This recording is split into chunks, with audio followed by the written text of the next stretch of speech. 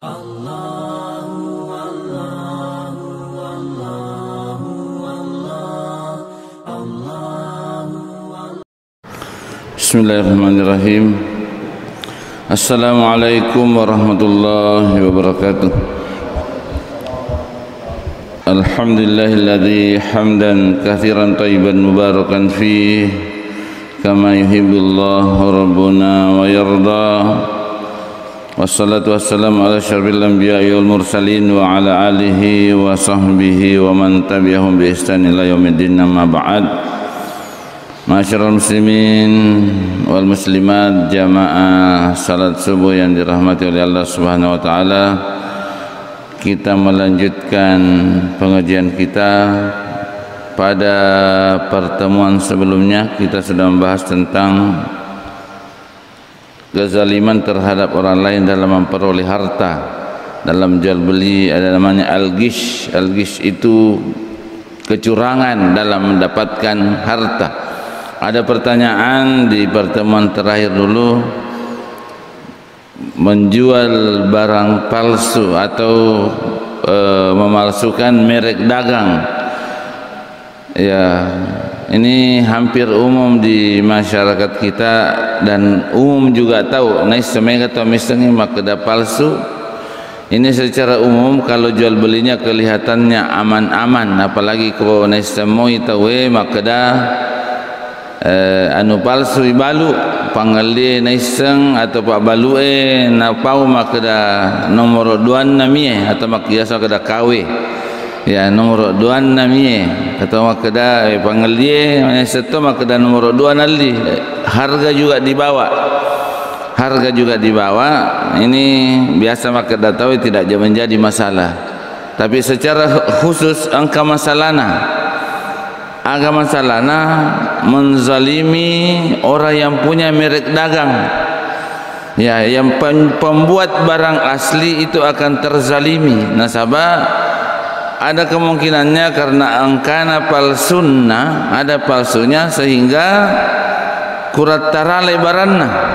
Dena laku alena me buah yang asli, merek dagang yang asli. Jadi merek itu mempengaruhi. Kemudian ada ini baru-baru engkau lagi engkau sinar untuk polisi merek oli palsu, semua merek oli.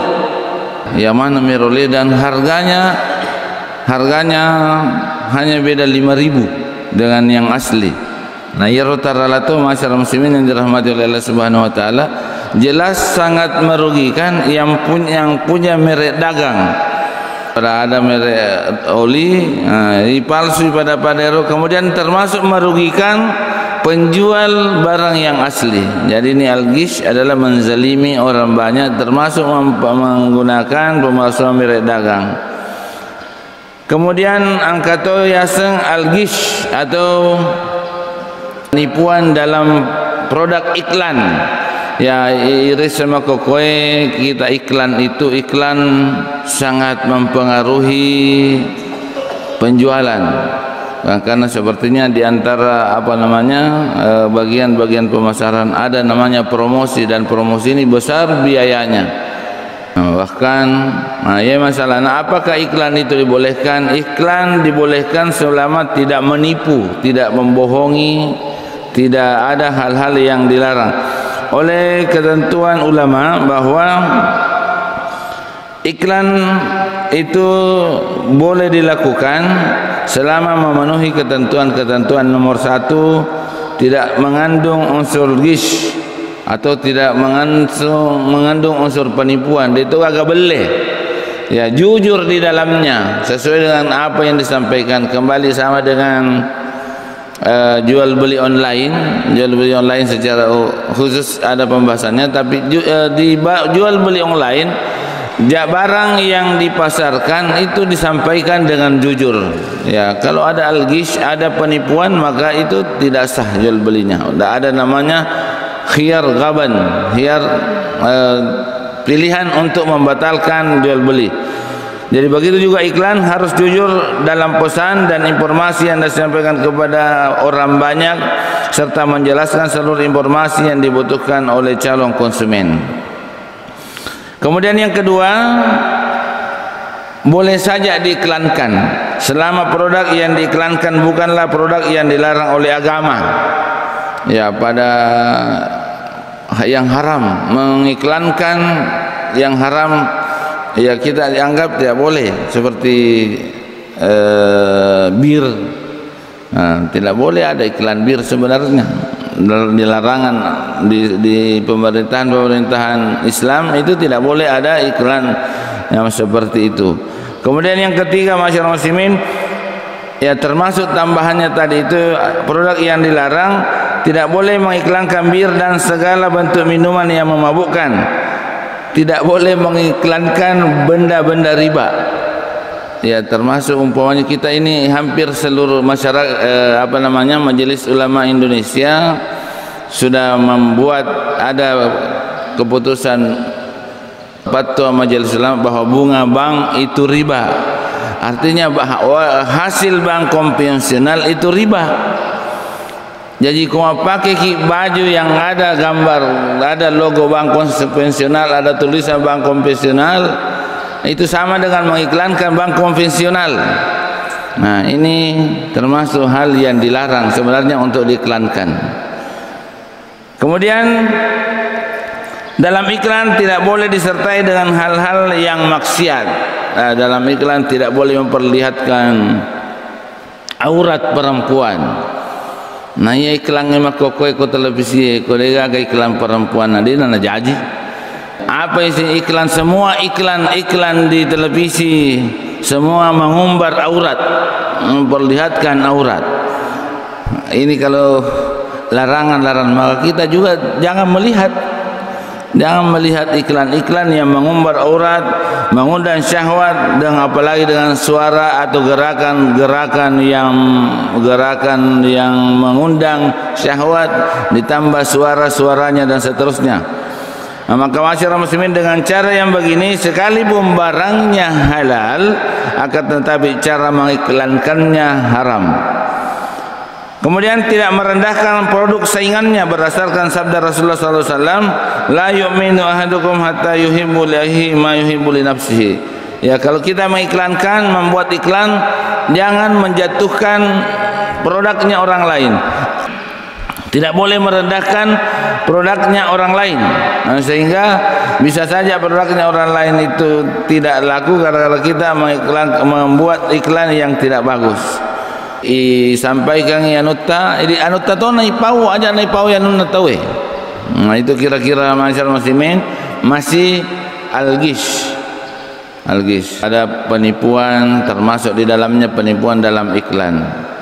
Kemudian kita masuk yang kedua, ya, cara mendapatkan harta dulu dengan cara penipuan, namanya al-ghish, man ghasya falaysa minna. Kemudian yang kedua, ada namanya mendapatkan harta dengan cara terlebih dahulu melakukan ihtikar. Agak ihtikar ini okogi ya biasa ke makedagar matangkung, menimbun.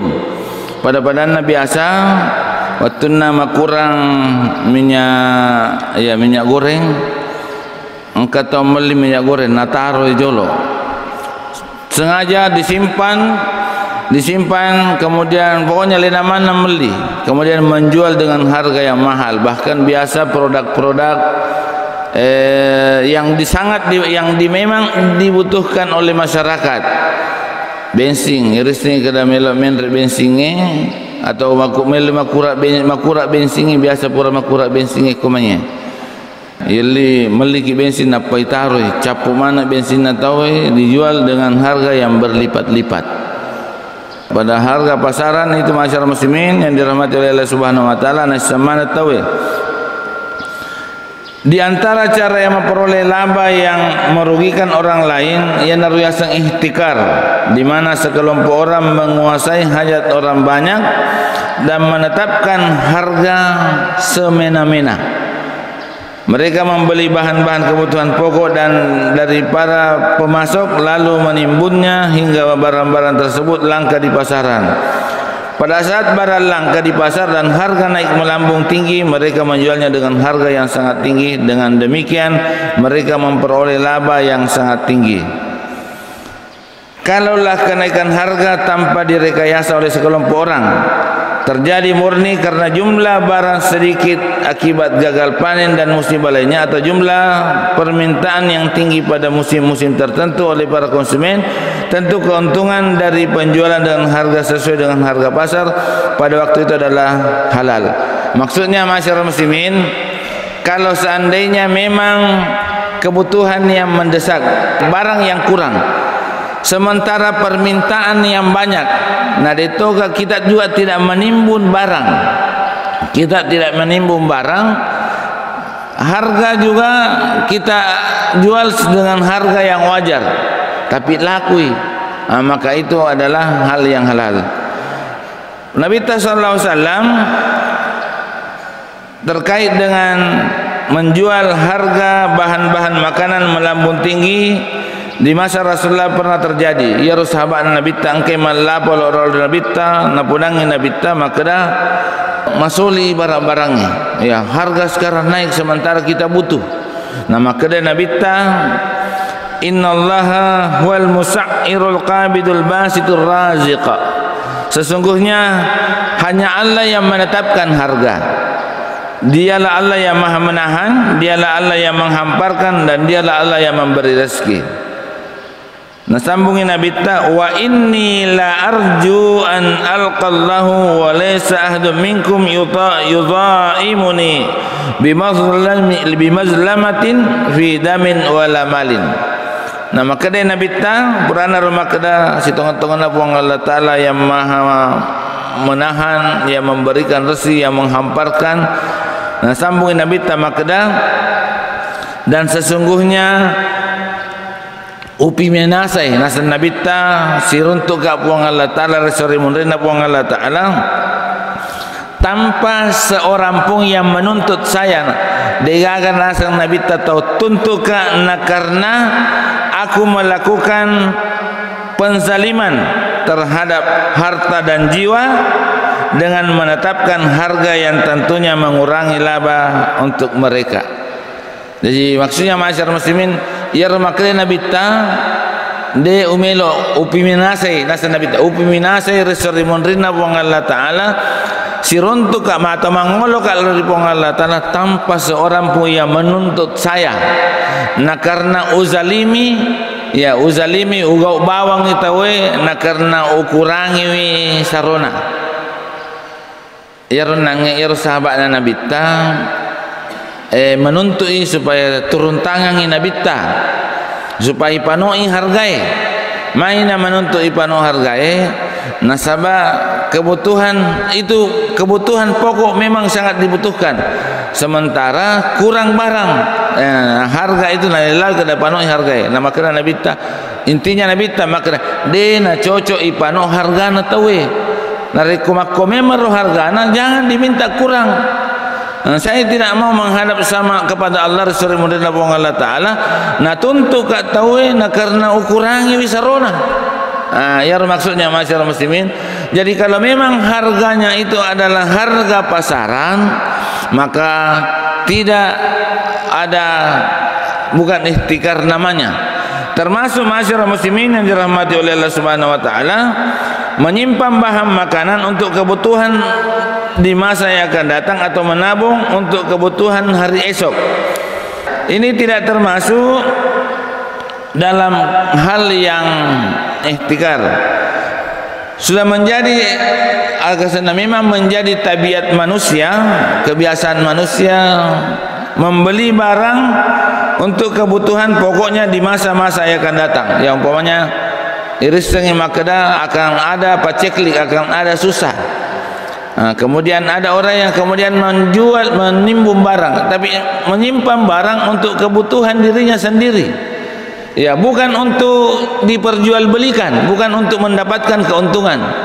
Maka ini masyarakat muslimin yang dirahmati oleh Allah Subhanahu wa taala boleh saja. Tapi ada ulama yang kemudian mengatakan bahwa kalau menimbun barang jangan sampai melebihi batas-batasnya. Apa agak batasnya? Batasnya itu sama dengan nisab zakat.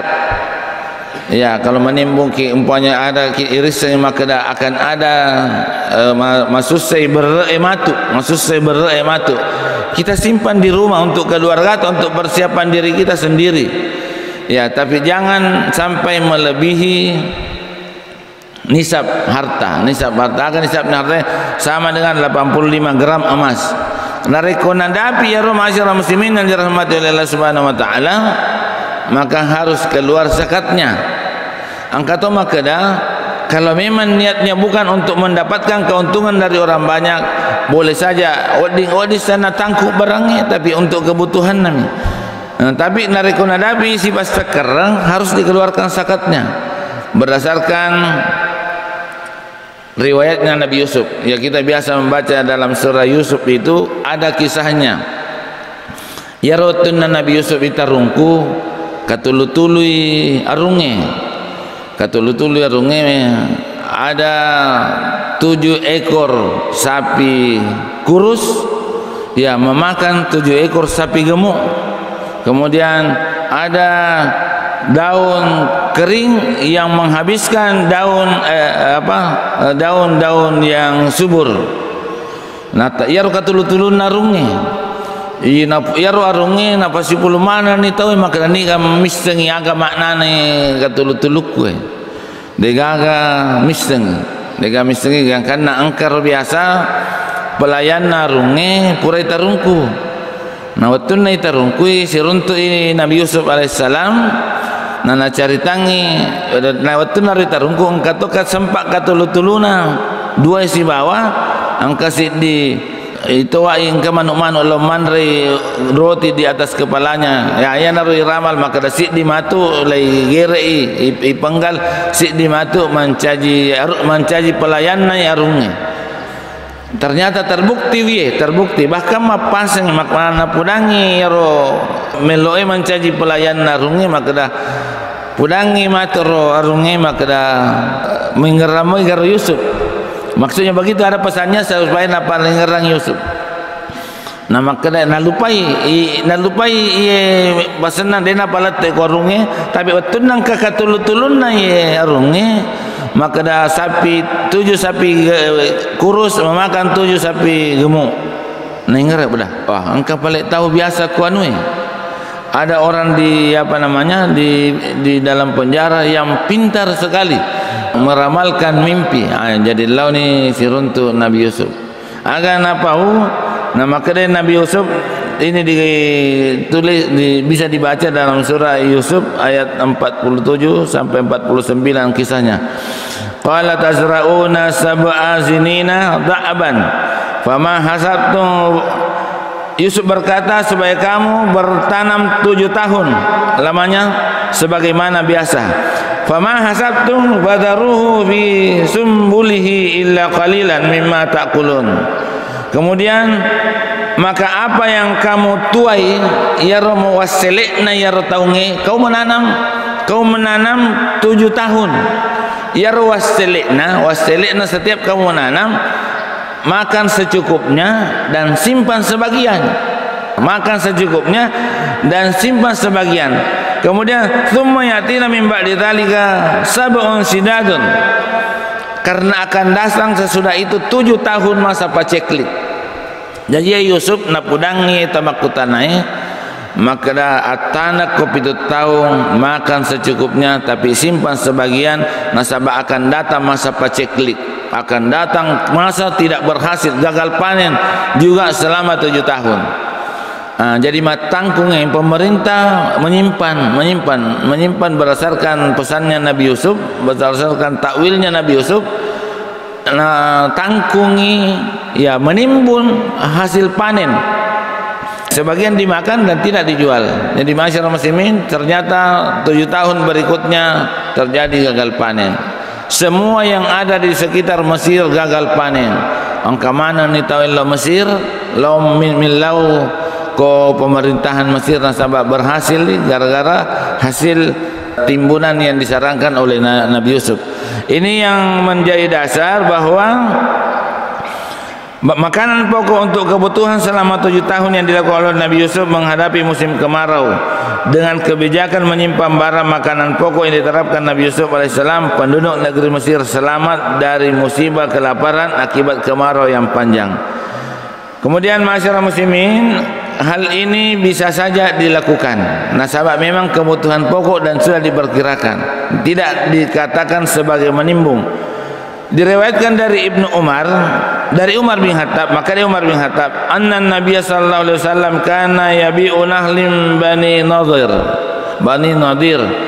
Nabi sallallahu alaihi wasallam nabalui akan nasnar kebunnya untuk kebunnya yang ada di Bani Nadir.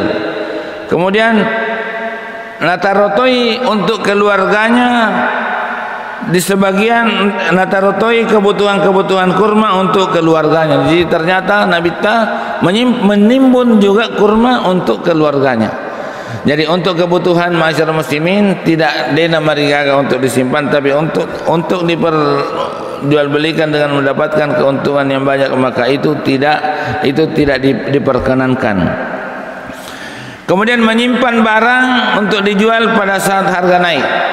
Ya, ada juga ulama sepakat bahwa ihtikar diharamkan karena merugikan halayak ramai, di mana aksi tersebut menyebabkan barang langka dan harga naik melambung tinggi.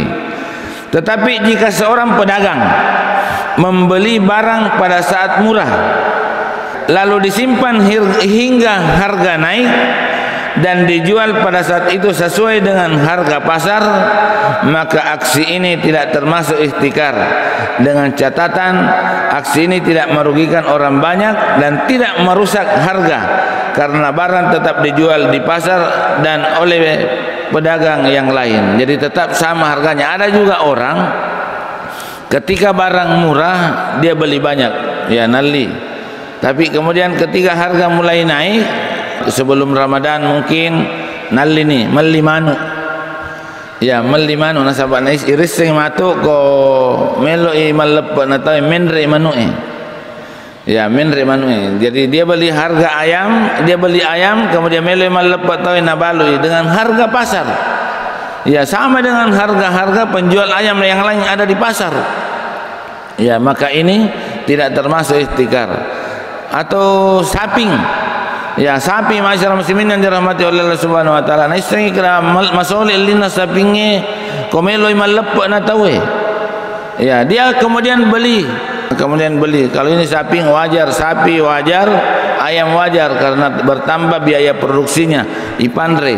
Tapi kalau bukan ayam, tapi kebutuhannya orang umpamanya songkok, ya songkok sebelum Ramadan masih polin, tapi diriseng secara umum dari komel umpamanya malepatan masuk di songkoe, maka na meliwatun nama sempo, tapi doktun na menre malepatan na balui dengan harga yang wajar, ya dengan harga yang wajar sama dengan harga yang dijual orang di pasaran, maka ini masyarakat muslimin tidak termasuk dalam kategori ihtikar, ya karena dia menjual dengan tujuan untuk mendapatkan keuntungan, yang keuntungan itu wajar sesuai dengan keuntungan yang mungkin matanre dibandingkan Pak Balue secara umum di pasar, tapi yang nasabah alena sepura natarumeman ni dari awal, sementara penjual di pasar masolik menyenap pembeli tapi harganya tetap sama, maka ini tidak didasamakan dengan ihtikar. Jadi dipaham sebenarnya secara umum, maka ihtikar itu metangkungi barang kemudian memang menjual harga sampai berlipat-lipat. Kemudian selanjutnya yang ketiga, kezaliman terhadap orang banyak. Saya ulangi dulu, kezaliman terhadap orang banyak. Yang pertama adalah al-ghish, ada kecurangan. Yang kedua ada ihtikar. Ihtikar itu renangnya matangku barang. Kemudian yang ketiga korupsi. Ya, korupsi adalah dalam kamus bahasa Arab itu disebut penyelewengan atau penggelapan untuk keuntungan pribadi atau orang lain, uang negara atau uang perusahaan. Dari definisi di atas dapat dipahami bahwa harta yang diselewengkan oleh seorang pegawai ada kalanya harta milik sekelompok orang atau organisasi seperti perusahaan atau harta perusahaan lembaga-lembaga, dan ada kalanya harta milik semua orang yaitu rakyat atau milik negara. Ini biasanya korupsi. Dalam tinjauan fikih, seorang pegawai sebuah perusahaan atau pegawai instansi pemerintah saat diangkat mengemban sebuah tugas, sesungguhnya ia diberi amanah untuk menjalankan tugas yang telah diemban oleh pihak pengguna jasanya sesuai yang dijalankannya. Maka ketika ia menyelewengkan harta yang diamanahkan, mempergunakannya bukan untuk sesuatu yang telah diatur oleh pengguna jasanya, seperti memakainya untuk kepentingan pribadi atau orang lain dan bukan untuk kepentingan yang telah diatur, maka ia termasuk korupsi atau berkhianat terhadap amanah yang dipikul. Jadi masyarakat muslimin, dalam syariat Islam, pengkhianatan terhadap harta negara atau dikenal harta perusahaan disebut dengan gulul. Al-gul dalam Al-Quran itu la tagul. Nabi sallallahu alaihi wasallam bersabda, "Man kana lana amilan falyastaksib zaujatan fa in lam yakul lahu khadimun walyaktib hadiman." Barang siapa yang kami angkat sebagai aparatur negara, hendaklah dia menikah. Jajar pegawai di panasana nak baine ipak baine nasana bitta. Kalau tidak ada uangnya untuk menikah, maka dia dinikahkan oleh negara. Jika tidak mempunyai pembantu rumah tangga, hendaknya dia mengambil pembantu dengan biaya tanggungan negara. Jika tidak memiliki rumah, hendaklah dia membeli rumah dengan biaya tanggungan negara. Abu Bakar radhiyallahu an berkata, aku diberitahu bahwa Nabi sallallahu alaihi wasallam bersabda, barang siapa aparat yang mengambil harta negara selain untuk hal yang dijelaskan, sungguh ia telah berbuat gulul atau dia telah mencuri. Ya, jadi kemudian Ibnu Hajar Al-Haytami mengatakan bahwa menggelapkan harta milik umat Islam yang berasal dari Baitul Mal termasuk gulul. Ya, jadi itu termasuk korupsi, mengambil barang milik negara. Kemudian masyarakat muslimin, dalam Al-Quran, orang yang mengambil harta negara atau tidak sesuai dengan peruntukannya termasuk orang yang mengkhianati negara. Nama kerana Allah Ta'ala, ya ayyuhalladzina amanu la tahunullaha war rasula wa tahunu amanatikum wa antum ta'lamun. Janganlah kalian mengkhianati Allah dan Rasulnya, dan mengkhianati amanah sementara engkau mengetahuinya. Sekecil apapun harta umat yang digelapkan oleh seorang koruptor, tetap akan dipikul di akhirat di hadapan semua orang.